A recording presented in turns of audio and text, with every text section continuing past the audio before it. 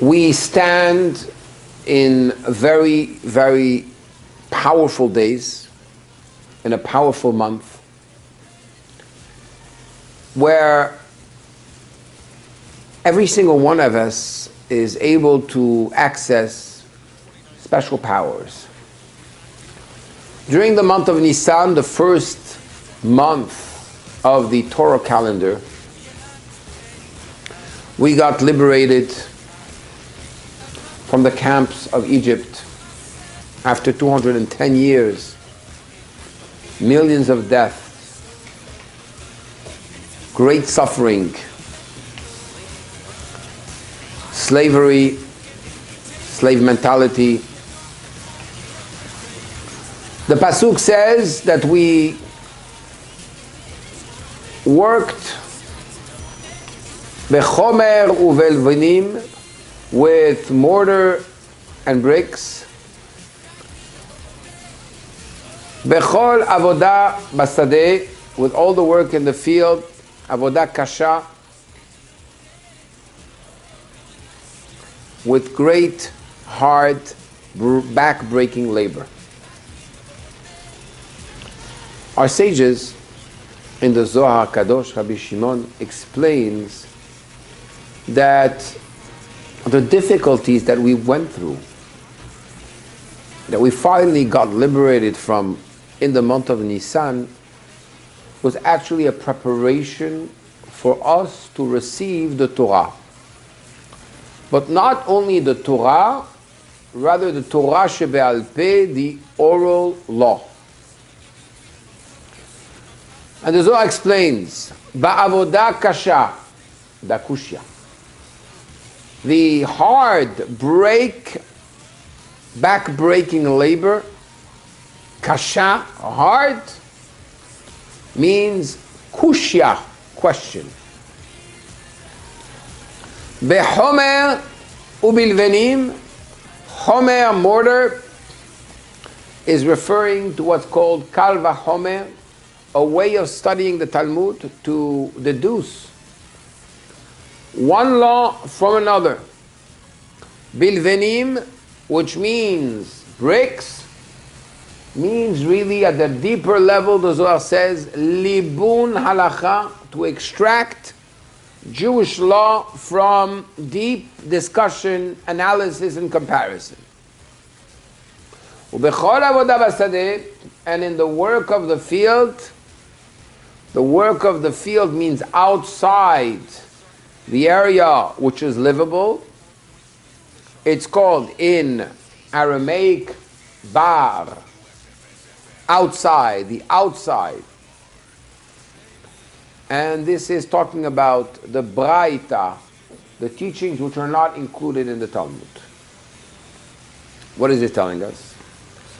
It's telling us that really, as a person goes through difficulties in his life, through suffering, the suffering itself can be exchanged for another type of suffering if you are willing to do it.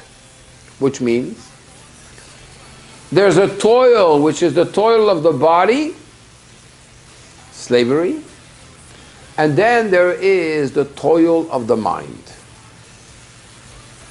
We know from a Sefer Bonei Yerushalayim, written by Admur HaZaken, Rabbi Shneur Zalman al-Liadi, that most of the hayut, most of the energy of the neshama, of the soul, of our body is spent in our brain. There's very little of the soul which is in the rest of the body. Interestingly enough, where there's the most life, it's the smallest part of the body. And whereas there's the less life is spread around a much greater part of the body, which is the rest of the limbs. There is a way to actually go to the source of everything and unlock the problem. If a person God forbid, in the womb is diagnosed with polio or another type of sickness, today there's a way to play with the embryo in a genetical way that permits to alleviate and to even save of great sicknesses. If the child is already born with the sickness, all the therapies in the world will never be able to fully bring him back to a state of such a control as if in such a perfect health as the way something that's done before he is born. There is the problem the way it's here, and there is the problem the way it's in the womb. There is the way we deal with the body that has less energy to deal with things, and there is the way we deal with the mind. In Pirkei Avot, the Ethics of Our Fathers, which we just started reading and will be reading for the next 6 weeks till we receive the Torah on Shavuot for the next 5 weeks, 5 Shabbatot, and then according to some customs throughout the summer, it says, Kol HaMekabel alav ol Torah, whoever accepts upon himself the yoke of Torah, Ma'avirin mimenu, will take away from him the yoke of Malchut ve'ol derech eretz, the yoke of Parnasah, of sustenance, and the yoke of government. What does that mean? It means that a person has a choice where he wants to suffer, where he wants to put his toil. You could either say, I'm going to be the savior, I'm going to be in control of everything, and then you're in for a big ride and great difficulties, because it's very tough when we want to solution problems. Or you could say, I am going to toil with my mind to connect to God. I'm going through the study of Torah. I'm going to toil with my heart to connect to God through prayer. And it might be a great toil, a great difficulty to concentrate, to say the words, to understand what you're saying, to be able to sit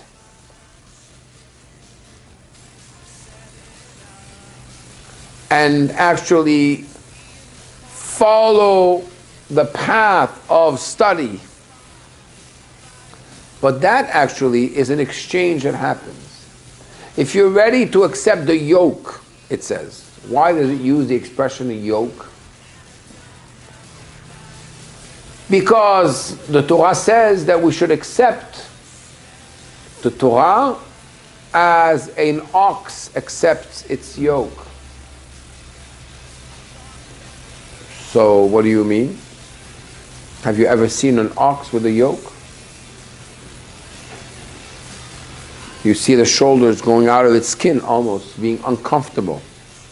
Is that the way we want to accept Torah? Well, actually, the only way we can accept Torah is that way. Without thinking too much. If we think too much on what our comfort level is when we are studying, then it's another pleasureful activity. One of the first questions that a person is asked after 120 years is, Kavata itim la Torah. Did you have a fixed time to study Torah? Why? The Ben Ish Chai explains that if a person studies Torah when he can, and only then, and doesn't have a fixed time, then the accusing angels can say that this individual is studying Torah just like he goes to the beach and smokes a cigarette and watches a movie, So he's studying Torah. It's pleasureful. What greater pleasure than an intellectual pursuit?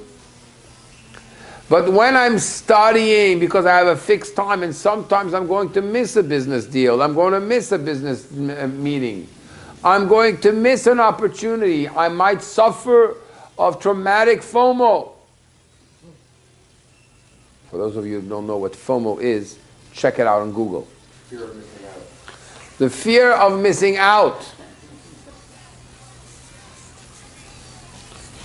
The moment you actually train your brain and train yourself 5 minutes at a time to have a fixed time where you say, this is my time. No phones, no interruptions, nothing is going to stop me in this moment. This is my moment of pure connection, hardcore connection. You start with 5 minutes of doing that. It's hard. What's harder is to do that 5 minutes every day. Just like if I told you to meditate for 2 minutes, but do it every day, where you just disconnect your mind and you connect it to Hashem, connect it to a concept. Calm your mind down. The effort of toil in the study of Torah, the effort of toil in focus and concentration when you pray, that has true value. You're going into the embryo of the problem and you're saying, God, I'm not looking at the result. I'm going into the brain of the problem and I'm going to deal with my brain. If I have to exchange a difficulty for another, the yoke of Torah which I accept, which is uncomfortable, that should replace any other type of suffering. And actually the Tanad of Eliyahu, Elijah the prophet, writes that if a person sinned, what should he do? How do you do teshuvah? How do you return to God if you transgress? If he was used to studying 1 page, he should study 2 pages. Now you're going to say, okay, so you'll study 2 pages. When I mean studying, there's a superficial study, and as actually an in-depth study where you actually ask questions, you interact, you process, and you reprocess, you chew your cud. After you absorb it, you try to see how it applies in your life. You meditate on that concept. You contemplate on it. Till the concept becomes a part of your own reality. Then you are a transformed person. And that's why it's interesting, because the Talmud says that a person that does teshuvah, a person that returns to God, repents, his mezidim, his actions that he did willingly to transgress, are considered as if they were done by accident, not willingly. Now imagine for a second, God forbid,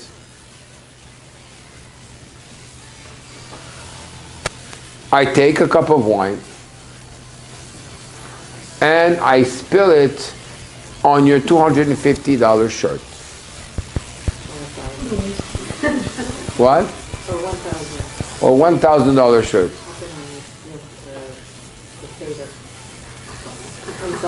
Yes. The whole bottle. So, Hashem Yerachem. Not me. I hope the bottle was worth as much as the actual shirt it was spilled on. Apparently half. Huh? Half. Apparently. So you go and you pour that bottle of wine on somebody, on his $1,000 shirt. The shirt thanks you and the person is very upset. Now you did it willingly. You took the cup and boom, right into your face.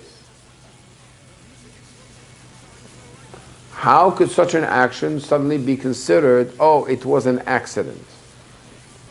How can a sage just say, if you regret something, it goes from the status of willingly to by accident. So really, why do we do what we do? We do what we do because our consciousness is there. That's the state we are in at that moment. I have a new addiction. My sushi addiction has been completely, Baruch Hashem, cured. My new addiction is chocolate. Oh my. I'm shocked. Chocolate. I've moved up in life.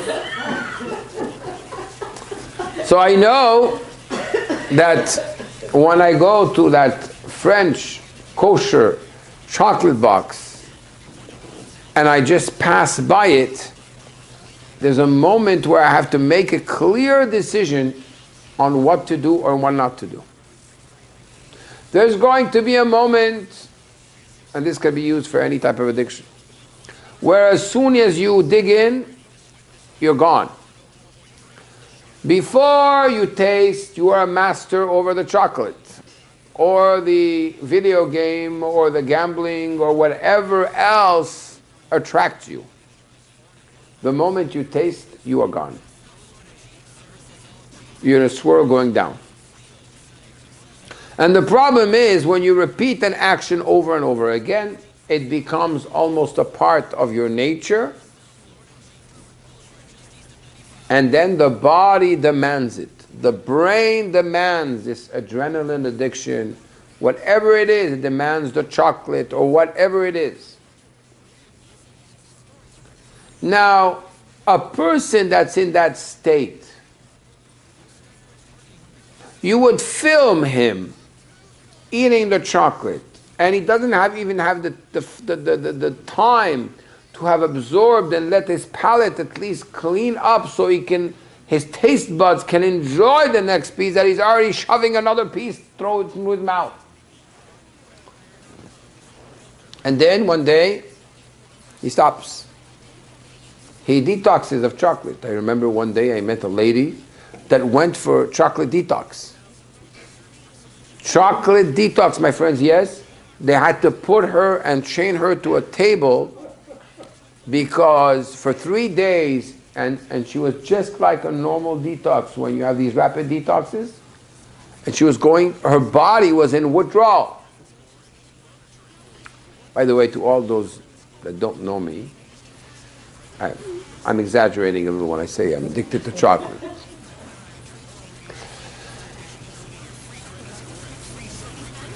So you take a film of that person indulging in the chocolate, and then you show it to him after 3 days of not being in chocolate. This could happen with coffee, with sugar. Sugar is an addiction which is terrible. And at that moment, you realize at the moment that you took consciousness of yourself, you decided no more sugar, no more chocolate, no more video games, whatever the addiction is, and then you're normal, you're back to consciousness, to a good life, waking up early, drinking water, doing healthy things. What does Maimonides say? What is teshuvah? Teshuvah, return, is Eini oto ha'ish asher asa otam ha'ma'asim. I'm not the same man that did these actions. And actually, when you look at the video, you're utterly disgusted by the person you're seeing on the screen. It's not me. That's what the Talmud is teaching us. It's teaching us that the moment that you go from the energy of the body to the energy of the mind, and suddenly you have consciousness, you've made that effort of conscious effort. I'll tell you something that happened to me this morning. Unfortunately, I have periods of my life that because my phone is my alarm clock, that when I start my day and I open my alarm clock, I open my WhatsApp messages. before I start my day. So, and sometimes, right away, your mind, instead of already starting in a holy way, in a way that you're a master over yourself, you already jump into the rat race of the world with your head racing in all directions. This morning, because I didn't finish my studies of yesterday, I said to myself, let it ring, right? And I said, I will not open my phone till I finish yesterday's studies, at least. So this happened till after the services. So my first hours of the day was clean of all these messages. The control and the self-control I had for the rest of the day when it came to other areas of my life, whether it's chocolate, at least till 2 o'clock in the afternoon, whether it's other things, was much more in control. So what happens is when we're in a conscious state, we are saying that, you know what, now that I'm in a conscious state, if you would have asked me to do what I did then, I would never do it. This was an accident. I would never have poured a glass of wine if I realized that that's where my anger leads me, or that's where my frivolity leads me, that I'm going to do such a thing. So I'm not the same person. Consciousness starts with the mind. The problem today is that our mind is so saturated with being asked to process information that it's crashing. And we look for quick fixes.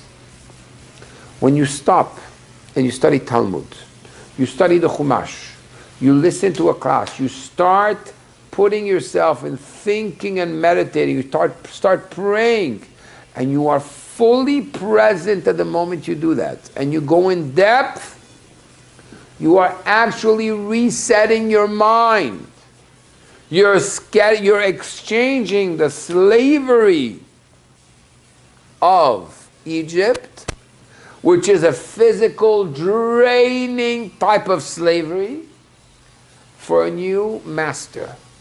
You've decided that you're going to have God as your teacher and master, and at that moment you are freed. Your level of consciousness is higher, and slowly but surely you are freed of your Egypt.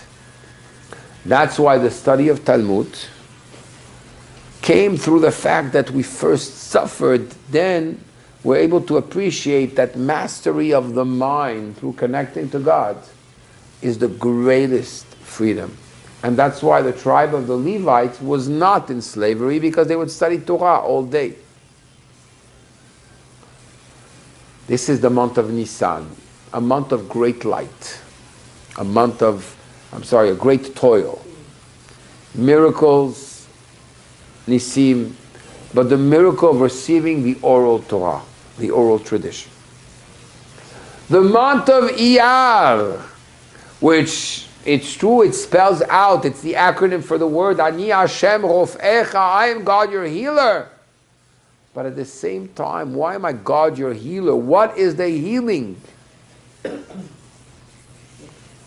The healing is that the first week of the Omer, we repair the aspect of kindness. Kindness, when it's an extremist kindness, then it can give birth and give power to one like Ishmael. Abraham was extreme in his kindness. Ishmael was born from him.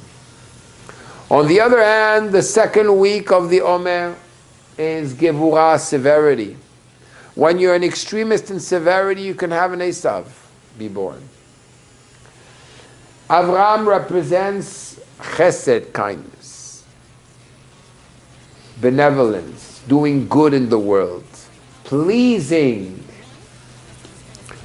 Yitzhak, on the other hand, represents prayer, effort, self-sacrifice to God. We need to find the balance, and that's this week that we start. Tiferet, harmony, balance, glory, health. Ani Hashem Rofech. The ultimate health is when you are well-centered. We spoke about it once. I'm not going to go over it again.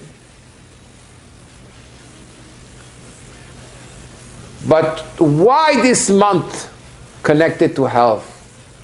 What is special in this month? This month is particular and it's special out of all the months of the year. It's the only month that has a mitzvah done from the first day to the last day of the month. The mitzvah of counting the Omer. Counting. The Hasidim of Admur HaZaken of the Alter Rebbe said that they were counters. They used to count the days, count the hours, count the weeks. When you count, something that cannot be quantified, cannot be appreciated. Today on our iPhones and our Android phones, you have a counter of how much time you spent on social media. Yesterday, a young pharmacist of our community told me that the pharmacy for which he works is now investing in a big venture. So they need money. How do they get money? By saving money. How do they save money? By putting pressure on their pharmacists to fill up a prescription. He says, what usually I would have 30 seconds to fill up my prescriptions and make sure that they're correct without making any mistakes, and the dosage and everything, I now have 15 to 17 seconds. And we are measured and counted, everything on how we perform. That's how they save. But he tells me something incredible. He says, Rabbi, from the beginning of my day till the end of my day, I have now learned the art of being in a super focused mode. I cannot look at my phone. I don't have that luxury. I have from one prescription to the other to be in a total immersed focus in what I'm doing. Because I'm not allowed to make a mistake. And I have to catch the doctor's mistake on top of that. Of course, it's scary to all of us, and I would definitely, now that you know what you know, definitely check your prescriptions. Hopefully you don't need any. So obviously, this young man now has learned the art of being hyper-focused. He says, Rabbi, as soon as I finish one prescription, or as soon as I get into my job, I've learned to be fully immersed in what I'm doing at the moment I do it. Even though this story is a terrible story, especially for us that we're not pharmacists, sometimes consumers, but I found the lesson so extraordinary to be able to maximize time and to be able to focus and be fully present. Today, we don't count time. We don't appreciate time. There's a lot of time wasted.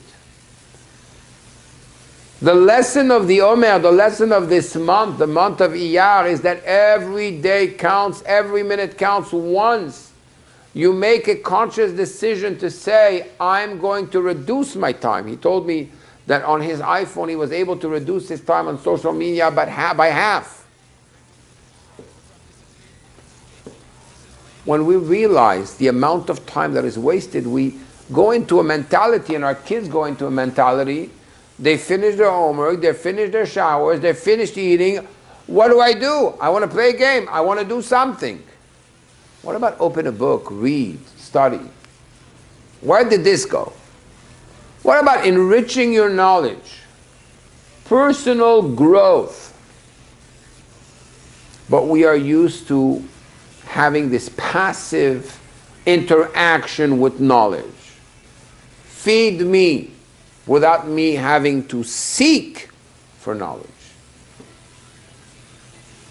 The month of Iyar comes from the word Ani Hashem Rofecha, the acronym of I am God your healer, but at the same time, Iyar comes from the word O, light. Why? Because this is the month where the light of the Torah, the inner light of Torah, Lag BaOmer, the day that Rabbi Shimon Bar Yochai revealed the Zohar, this energy is revealed in the world. And therefore, there's a very special thing that's happening inside of us. You see, when we have a superficial relationship, it's one thing. But when I know how we are connected at the level of the intellect, the emotion, and the soul,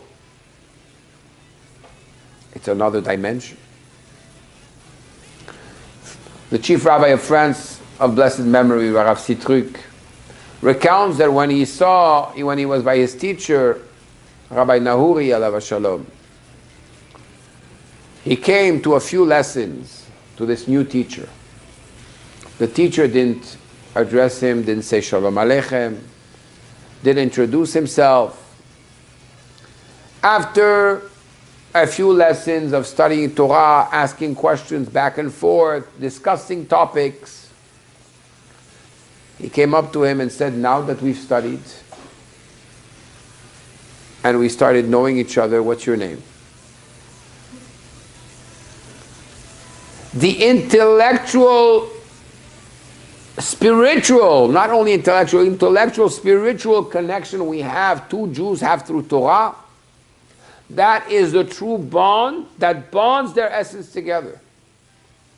There's a Jew presently that lives in France. I think he lived in Morocco for a certain period of time, was here 10 years ago.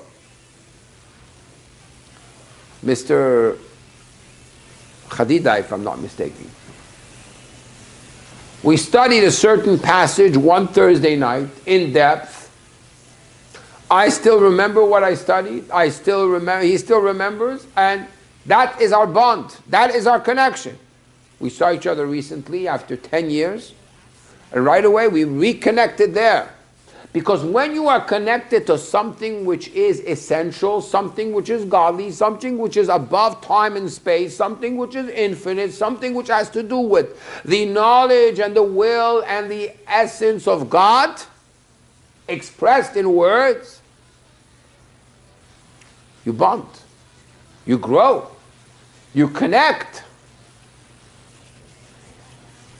The Zohar and what is revealed in the month of Iyar, as we count the days and maximize our time, is a soul connection.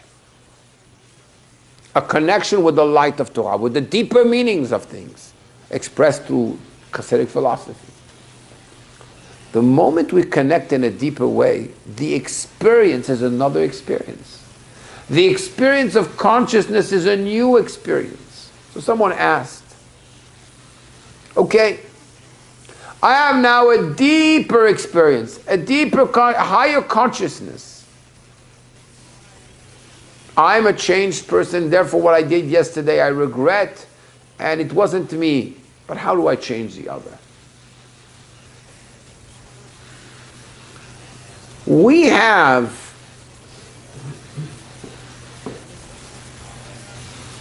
I say we, maybe I'm making this too general,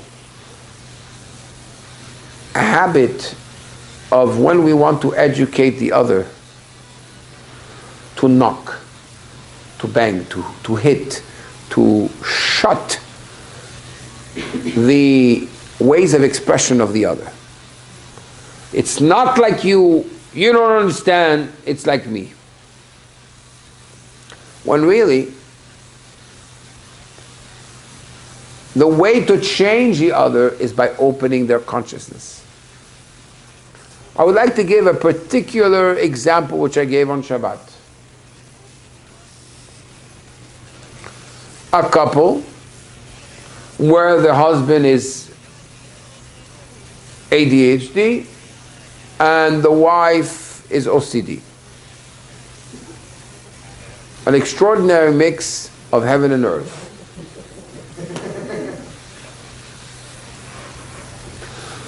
The husband, this is a true case, calls the wife in the middle of his day, thinking he's going to do something nice. He says, honey, there's an event at the beach, in South Beach, I've been invited to by friends tomorrow night. What do you think? Should I go or not? The response of the wife is an explosion on the phone. If you don't want to come home, you're not happy to spend time with me, go. Just go. Don't ask me. Just get out of here. The result is an upset husband that comes home and says, what type of reaction is that? Who told you such things? Why are you taking it out of proportion? And the wife's reaction is, you don't care. You want to run away, run away. So initially in their discussion, each one is in his sphere. And each one thinks they're right. And when the wife expresses herself in front of the husband just shuts down. I'm offended that you would think such a thing after so many years of marriage, etc., etc., etc.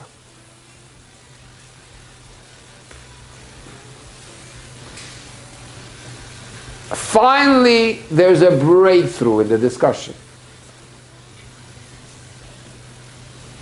He is willing to close his mouth for the next 20 minutes, half an hour, and actually take in. And there she starts speaking. And she says, you were not here Monday night. You were not here Tuesday night. You told me tonight, Wednesday night, you're coming late. And now you're asking me if you can go Thursday night.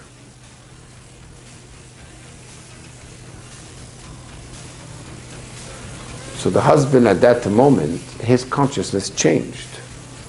He was so hurt and offended before by the fact that she would address him in such a way. But what happened to the husband? He was caught up in that moment, thinking I'm doing something sweet and good. What wife doesn't want her husband to ask? But his condition makes it that he just didn't see the whole picture. Women have an extraordinary memory, an emotional memory which can carry over generations. They're able to store information that you've forgotten 10 times over and remind them to you. They are brilliant. And therefore, she was able to remember the whole week what happened. While he wasn't thinking what happened yesterday or what's happening tomorrow, he was thinking, I'm talking to you now. And I disagree, it's not a question of called selfish, it's a question of lack of consciousness.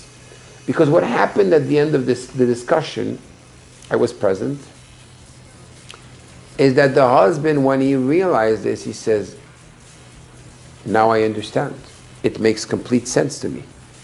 It's true, I wasn't here.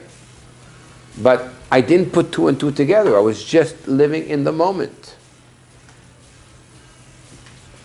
So the wife asked, what should I do next time? Really, he told her something, a beautiful sentence. When he said it, I was impressed. He said, why didn't you tell me simply, I would really like to spend time with you? So she answered back, because I was upset. And you could have told me, I have to go. And then I would have been more upset. So I told her, the next time this happens, don't give answers. Ask questions. What do you think you should do tomorrow? We didn't see each other on Monday night, Tuesday night, and tonight you're coming late. You think you want to spend another day outside the house? Oh. At that moment, you, by your question, and by giving the other person a space, instead of crushing them down and strangling them and thinking they're selfish, you start opening the mind. If we did this more with our kids, they're not get emotionally taken by the event, we would open their consciousness more. The Zohar and what happens during this month of Iyar, and what is it healing us? Because it opens our consciousness that the things that we do down here have an effect up there. We're able to go to the brain of things and change the destiny that is in the events that we created, that we put ourselves into, by revealing the true connection. A moment of consciousness. One, using the moments properly, and two, having a higher level of consciousness. This is what this month is all about. Once we do that, that is the preparation, the ultimate preparation to receiving the Torah. Moshcheni acharecha, it says in the verse of Shir HaShirim, the Song of Songs, pull me after you because I'm stuck. Pull me after you. I don't want to go to the beach. Give me an opportunity to connect, to bond to something higher, because I'm stuck. I'm stuck in my addictions. Narutza, once you took me out, let's walk together. For the 49 days we're going to run together. We're going to willingly rehabilitate ourselves, to rehabituate ourselves to new habits, higher level of consciousness. Heviani Amelech Chadarav, the king has brought me to his chambers, which is Mount Sinai, Nagila Venisme Chabach. We will rejoice and take pride in you. Bach, 22, the 22 letters of the Torah, the higher level of consciousness. Hashem should help us that in this time we should maximize the days we have. And as the day of Lag BaOmer is approaching with a great celebration, Lag is the same letters as the word Gal, which means reveal, as the verse says. King David says, Gal enai, reveal my eyes, open my eyes, ve'abita niflaot mitoratecha, so that I could see the wonders of your Torah. And when I could appreciate and make my appreciation, instead of one being a lowly appreciation to my chocolates and everything else that I appreciate, to a higher level of consciousness and a higher level of appreciation, then at that moment, I'm a transformed person. Good night.